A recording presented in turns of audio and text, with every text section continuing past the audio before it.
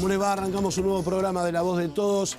Lo vamos a dividir en dos el programa. Ya voy a estar hablando con el diputado nacional de la Unión Cívica Radical, mi amigo Miguel Base, de lo que está pasando fundamentalmente en la provincia de Buenos Aires.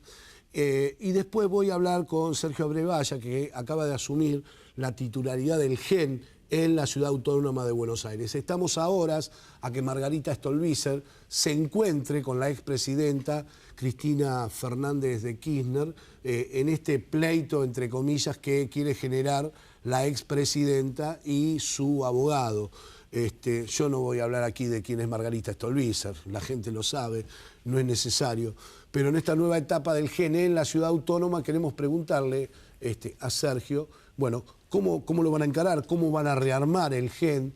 Porque ustedes saben que es un partido político que representa un sector muy importante del progresismo, que quizás, y ahora seguramente Miguel me va a contradecir, que quizás no esté bien representado hoy en la sociedad o en la política argentina y que está buscando cómo canalizar ese protagonismo que Margarita Stolbizer tiene históricamente, por su trabajo, obviamente, y por algo que hoy mucha parte de la sociedad se está dando cuenta, que no es solamente Stolbizer, obviamente, pero que es la transparencia y la honestidad.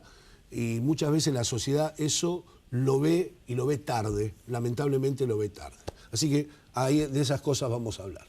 Y también le voy a preguntar si hay corrupción en el gobierno de la ciudad, porque no son ningunos trigo limpio tampoco estos muchachos, guarda. Si no, vamos a ver lo que pasa en Lanús, con el intendente de Lanús, con Grindetti. No lo escuché hablar nunca más Grindetti, ni como intendente, no nada. Bueno, pero vamos a ver. ¿Cómo andamos, Miguel? ¿Todo bien? Bien, bien, gracias. ¿Todo tranquilo? Sí, todo La primera pregunta, como diría el gran Raúl, ¿la casa está en orden en la provincia o no está nada en orden?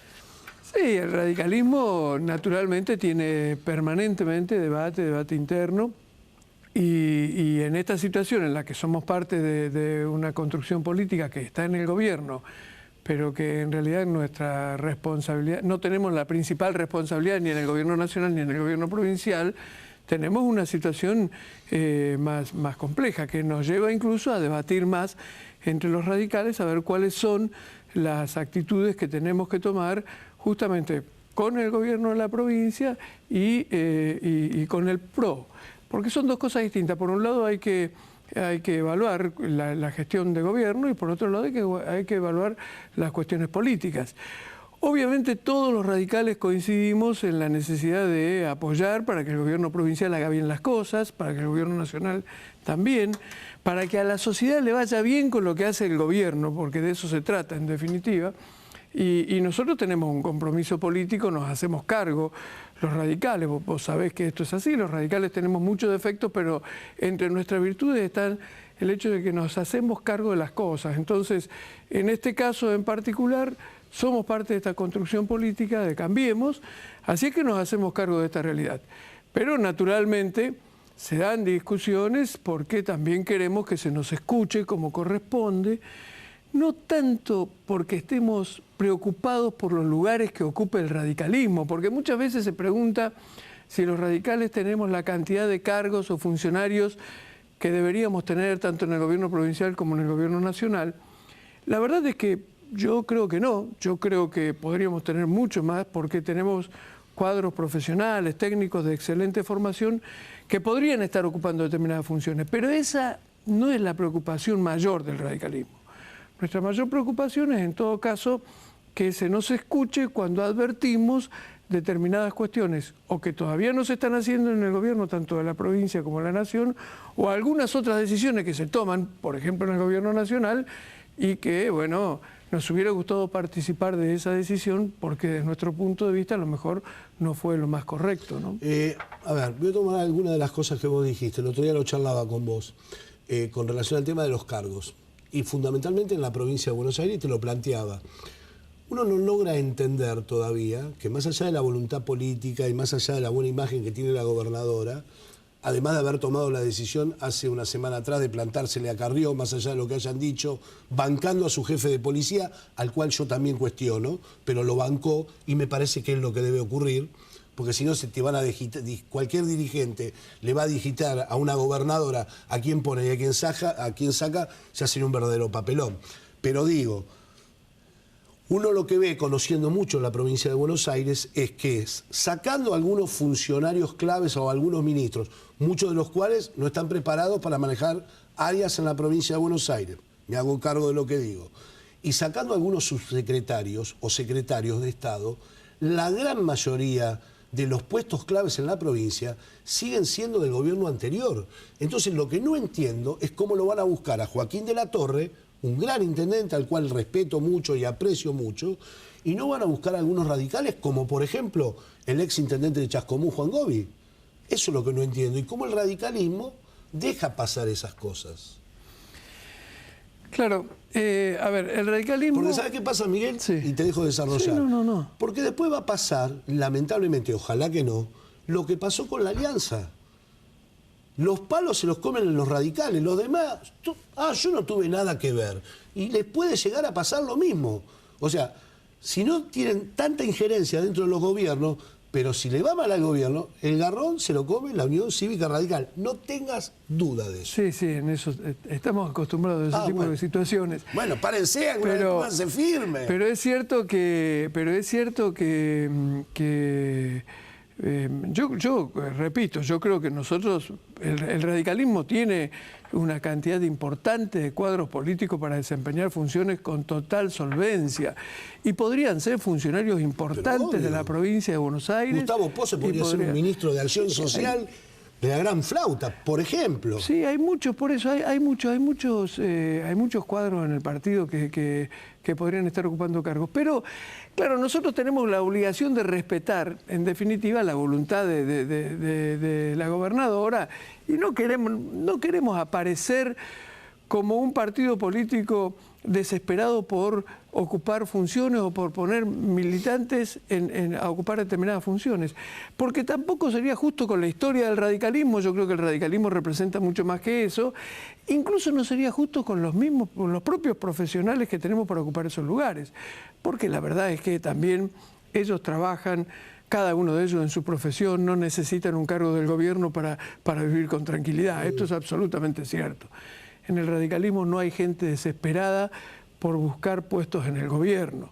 Lo que sí queremos es que se escuche al momento de definir determinadas cuestiones, porque si no se nos escucha al momento de definir determinadas cuestiones, bueno, tendremos que hacer, en todo caso, públicas nuestras opiniones y empezar a señalar algunas cuestiones. Por ejemplo, en el tema del gobierno nacional, nosotros hemos dicho que el tarifazo no estuvo bien. La verdad es que el aumento de las tarifas a nivel nacional no fue acertado. No se hizo una evaluación a fondo como se debió haber hecho de cómo iba a impactar en los sectores medios y bajos de la sociedad y cuánto iba a representar para la pequeña y mediana empresa y hasta dónde se ponía en riesgo algunos puestos de trabajo justamente a partir de esa situación. Bueno, ahí nos hubiera gustado opinar, nos hubiera gustado que el gobierno nacional hubiera convocado al partido, al presidente del partido, a los presidentes de los bloques para decirles, miren, tengo que resolver el tema de las tarifas, ¿qué les parece esta propuesta? Pero convocamos a Tinelli, ojo. Bueno, ahí está, ese es... Sí. Bueno, pero a ver, Miguel, yo tengo a un Ernesto Sana, a un Ricardo Alfonsín, a un Miguel Base, te puedo nombrar un montón de radicales. Y prendo la tele y veo que el presidente recibe a Tinelli. Entonces yo como ciudadano digo, tenemos el país prendido fuego, entre comillas. Tenemos dirigentes del peronismo, del radicalismo. A ver, voy a perder una hora, voy a llamar a estos tipos. Flaco, vamos a sentarnos entre todos. ¿Cómo resolvemos este despiole? No, pero lo recibimos a Tinelli, nos sacamos esa foto, ¿cómo se llama ese invento nuevo que te deforma las caras? Perdone la gente, total estamos después de las 12 de la noche. Se nos cagan de risa en la cara. ¿Qué querés que te diga? Perdóname. Sí, te lo tengo que decir. Sí, sobre todo, a ver, yo creo que con lo de Tinelli... Y vos sabés que mi sangre es radical, vengo del radicalismo, así que doblemente bronca me da. Yo creo que con lo de Tinelli realmente se ha hecho una exageración tremenda. Yo no creo que Tinelli... Pero lo hace el presidente. Claro, vos te podés... a ver, nosotros venimos de la política. Si yo me quiero reunir con vos, a negociar en el buen sentido de la palabra y no quiero que se entere nadie, quédate tranquilo que no se entera nadie. Sí, sí, claro. Sí, claro. Más un presidente, o sea, no estamos hablando... Es más, se enojó Vidal porque Carrió, porque Vidal apareció con un helicóptero y había periodistas. Quédate tranquilo que alguien le dijo a los periodistas. Pero si querían, no se entera nadie. Sí, claro, sí, claro. No, pero por eso, yo lo de Tinelli realmente creo que Tinelli no puede influir en la política y si quiere influir tiene todo el derecho del mundo, que hable de los temas de la sociedad, que hable de educación, que haga una propuesta de salud, que se ponga a trabajar a ver cómo resolvemos la pobreza, pero ahora... Cuando lo quisieron tentar, se dieron cuenta que los números para ser gobernador no le daban, sí le dan para la televisión. Claro. Se quedó en Ideas del Sur con su socio, Cristóbal López, el socio, ¿no? Sí, ese. Sí. Bueno, sigue desarrollando. No, y la verdad es que...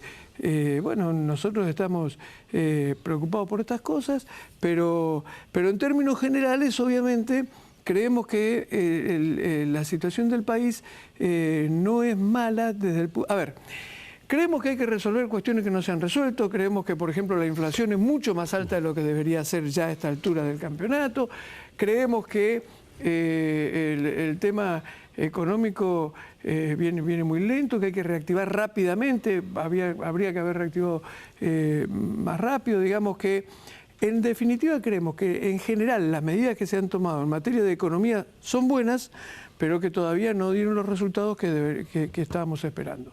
Desde el punto de vista político, yo debo decir lo que yo vivo, nosotros vivimos en el Congreso de la Nación. El Congreso es otra cosa.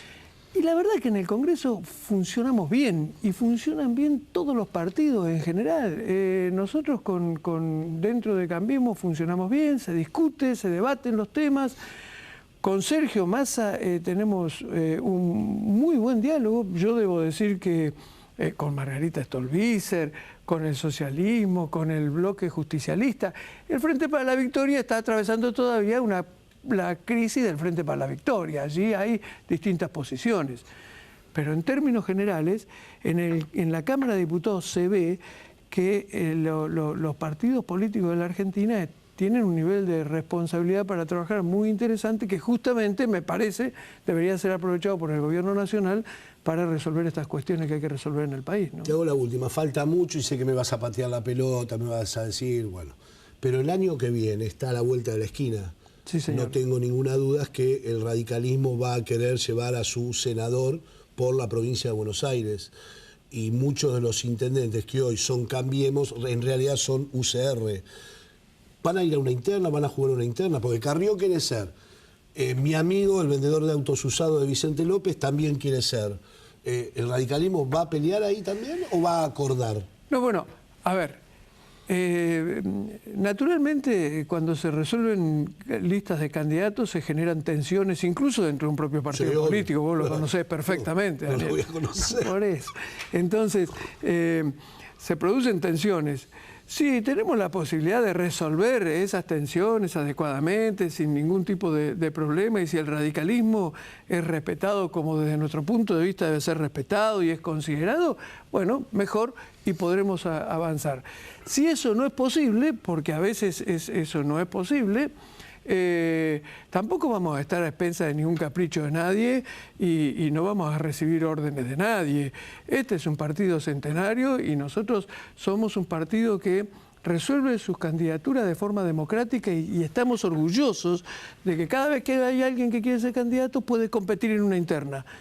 Y bueno, entonces vamos a reclamar lo mismo para el Partido Radical y competiremos en las primarias abiertas como corresponde. Gracias, Miguel. ¿Volvería a ver alguna vez la lista 3? Sí, lo vas a ver. ¿La voy a ver? Sí. Hola, ¿cómo ¿Qué estás? tal? ¿Cómo estás? ¿Cómo andamos? Bueno, ¿algo a analizar de lo que hablé con Base? Creo que al gobierno le cuesta el diálogo. Le cuesta muchísimo el diálogo. Tiene Macri en la ciudad una estadística en eso, que es unilateral. Es decir, tiende a negociar después de chocar, primero decide solo, cuando choca negocia, va para atrás pero negocia bilateralmente y no cree mucho en los diálogos y en el aporte del resto, ¿no? Es un modelo antiguo, te diría, de gestión, un modelo empresarial antiguo. Y la nación no te permite eso. o tenés el formato brutal que tenía Cristina Kirchner, que no le importaba el diálogo con nadie y arrasaba con todo, que no es el que pretende, o el que lo llevó a Macri al gobierno, ni el que pretende sostener, o te abrís al diálogo, y que habría evitado enorme cantidad de problemas si lo hubiese hecho. Uno, sin duda, es el de las tarifas, ¿no? Las tarifas que encima todos los partidos políticos estábamos convencidos que estaban atrasadas, no es que nadie creía que había que mantenerlas como estaban. Pero el disparate de tirar, por ejemplo, el agua al 1000%, no tiene explicación. Está pasando de largo eso porque los otros aumentos de gas en invierno son tan grandes que no hay manera de sostenerlos. Bueno, me parece que esto, en el medio de un proceso inflacionario, porque si hubiese sido solo, viste que las variables combinadas hacen los cócteles explosivos, si no, es solo un tipo de alcohol, como se podría decir. Y entonces sucedió esto en un proceso que arranca, es decir, primero con el gobierno anterior, que venía de un 25-30 de inflación, con un noviembre que remarcaron a lo loco los amigos del propio Macri. Sí, señor. Y en enero, febrero, Aranguren anuncia lo que va a ser un 600% de aumento, que va a llegar en abril, pero lo anuncia, cosa que la economía es percepción. Obvio. En el medio de un proceso inflacionario lo golpeó antes de que llegue la factura. Después llegó la factura. A algunos les llegó 400 la primera vuelta, a algunos les llegó más en luz, pero después vino el gas. Yo creo que todo eso, si lo hubiese puesto política, hubiese dialogado con los partidos, se habría evitado. Vos sabés que yo lo hablo con muchos dirigentes políticos, ¿no? De todos los sectores. Y no puedo entender por qué, si el 95% de la oposición le plantea al gobierno, dialoguemos, conversemos, hagamos un pacto económico-social con todos los sectores, ¿por qué no los llama? No lo puedo entender. Sí, son muy lineales. Hay toda una manera de pensar de él y de algunos, ¿no?, que están con él, no todos, que son lineales y creen que es el éxito porque es lo que los llevó hasta donde están. Y la verdad es que no ven la otra parte de los que los llevó a donde están, que hubo un voto prestado. Claro. Claro, porque Macri sacó el 20 y pico por ciento. Al 24%, Claro, exactamente. esta es la realidad. Construir poder es más complicado. Y en lo que vos decías, la oposición le dijo, no solo verbalmente, sino en gestos, votándole leyes, estamos para colaborar, te vamos a resolver este problema, este otro. Ahora, como vos bien decís, llama a un Consejo Económico y Social Nacional, junta a los sectores, empezamos a discutir. ¿Te acordás que en el año 2002, 2003, la justicia empieza a elaborar un concepto, lo traigo a colación porque es para tenerlo presente, que se llamaba el esfuerzo compartido? Sí, señor. Esto era para resolver los juicios que tenían a la divisa dólar como la moneda del contrato, y el dólar se había disparado y nadie los podía sostener. Entonces decía esfuerzo compartido. Los dos sostienen... Se damos un poquito de cada lado. Claro. Me acuerdo. En esta crisis que tenemos, Macri le ha cargado al usuario, al hombre común, al que menos tiene, todo el esfuerzo. Es decir, le pidió el esfuerzo de andar en zapatillas al que menos tiene, o a la clase media. Y no le pidió el esfuerzo fuerte a los que ganaron fortuna en la época de Kirchner, ¿no? Los bancos ganaron como nunca. Lo de los bancos es vomitivo, te digo que es vomitivo. ¿Por qué le pide a los bancos el adelanto de 2016 y 2017 de ganancias personales, de todo? ¿Por qué le pide a las empresas el adelanto de todos los impuestos de 2 años? Y ahí tenemos esfuerzo compartido, ¿no? Ahí se resuelve más el tema de cómo subsidia a esta otra parte para que no le caiga tan fuerte el impacto de los nuevos precios, pero también los pagan, o sea que hay un esfuerzo compartido, ¿no? Vos fijate, por ejemplo, lo que vos decís de los bancos. Yo lo comento siempre, es más, lo hablé con muchos economistas, entre ellos con Aldo Piñanelli también lo hablé.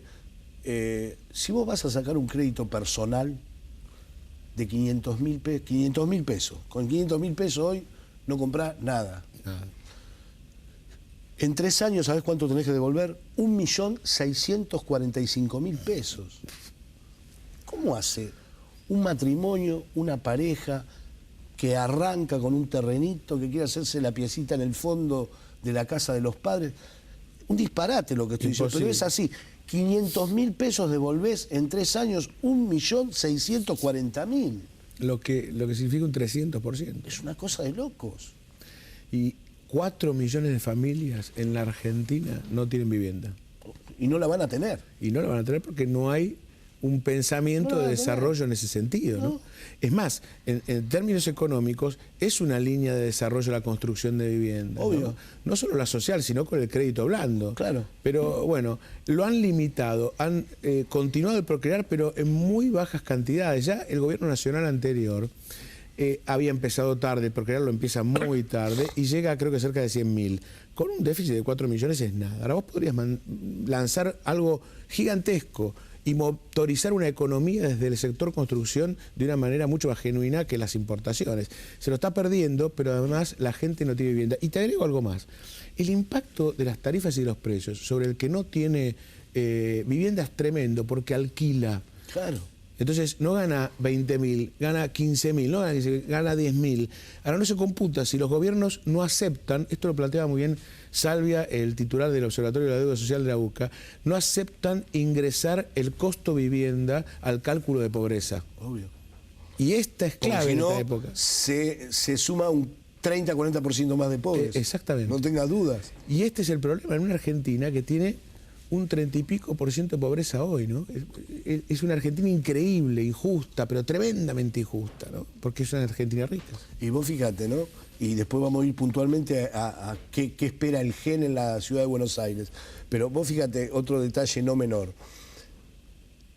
El monotributista está muerto en la Argentina. Y el monotributista también es el que cuando no paga, la AFIP rápidamente te intima. Sí, claro, te persigue como loco. ¿Entendés? Te persigue como loco. Pero un monotributista hoy, aunque tenga la máxima categoría, si va a pedir un crédito no se lo dan. No se lo dan.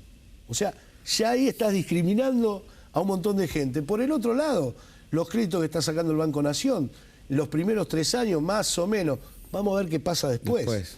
¿Cuánto tenés que ganar? ¿Cuánto tiene que ganar el grupo familiar para que te den un crédito? Además, hay es algo muy complicado. De lo que decís que es central. Los departamentos de riesgo de los bancos estatales, ciudad y nación, te matan. Te matan.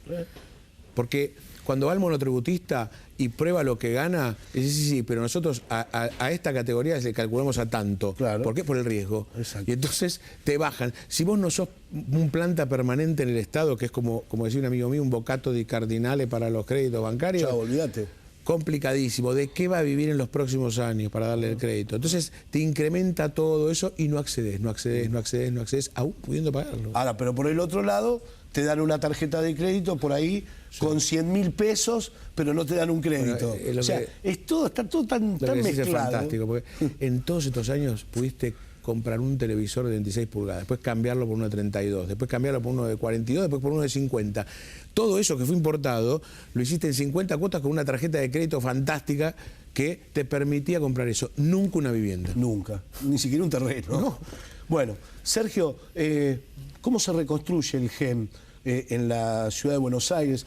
Margarita tiene un protagonismo desde hace muchos años en la política argentina, es una luchadora incansable, sigue viviendo en el mismo lugar en Morón, conozco la casa, nunca se mudó, vive igual, maneja su auto, pero siempre es como que falta algo, fundamentalmente de parte de la sociedad, que entendamos los valores.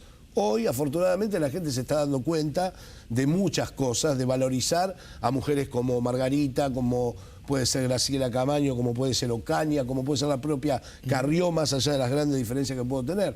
Pero ¿cómo reconstruís el GEN? ¿Qué responsabilidad asumiste en la ciudad de Buenos Aires? Sí, porque además, sabés que es una oportunidad, porque se acerca muchísima gente. Hace años que no veo que la gente escribe para afiliarse. Tuvimos que poner en la página un landing de preafiliación, que la gente se anota y se afilia porque la escucha Margarita.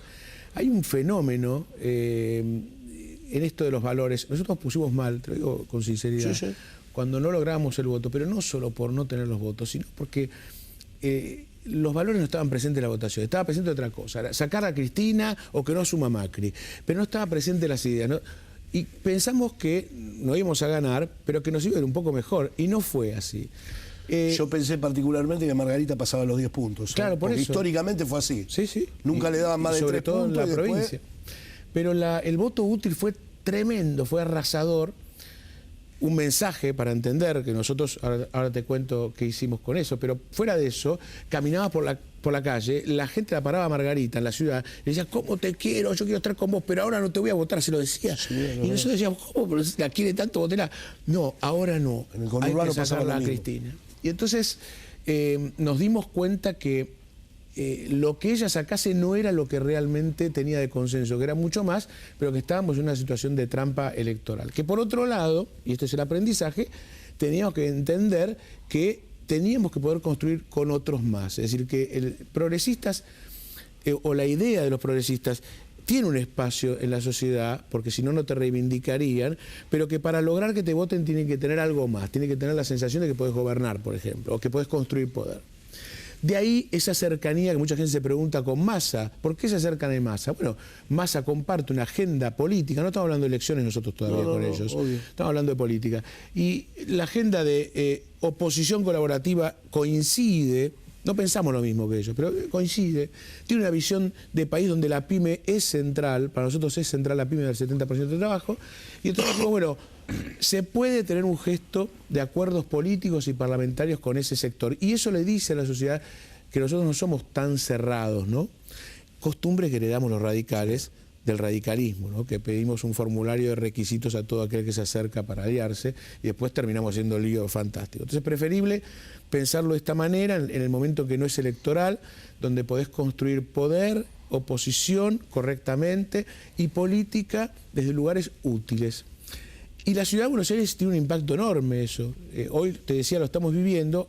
Estuvimos el jueves con Margarita en la esquina de Avenida Plata y Rivadavia, y en un bar, una confitería muy conocida, y estaba, como se dice vulgarmente, hasta la manija de gente convocada a escucharla hablar. Así que la responsabilidad está en construir de todo eso un partido que tiene capacidad de diálogo, que es fuerte oposición en la ciudad de Buenos Aires al gobierno bueno, por supuesto de Macri, pero de Rodríguez Larreta, y que pueda enfrentar las próximas elecciones con una estructura que hasta hoy no tuvo, ¿no? Sergio, pronto te vuelvo a invitar, muy pronto. Bueno, muchísimas gracias. Vamos a hacer todo un con programa, gusto. porque hay muchas cosas para hablar de Con gusto. el amigo Rodríguez Larreta. Sí, con gusto. Gracias por ahora por venir. No, gracias a vos. En 7 días estamos aquí. Chau, pásenla bien.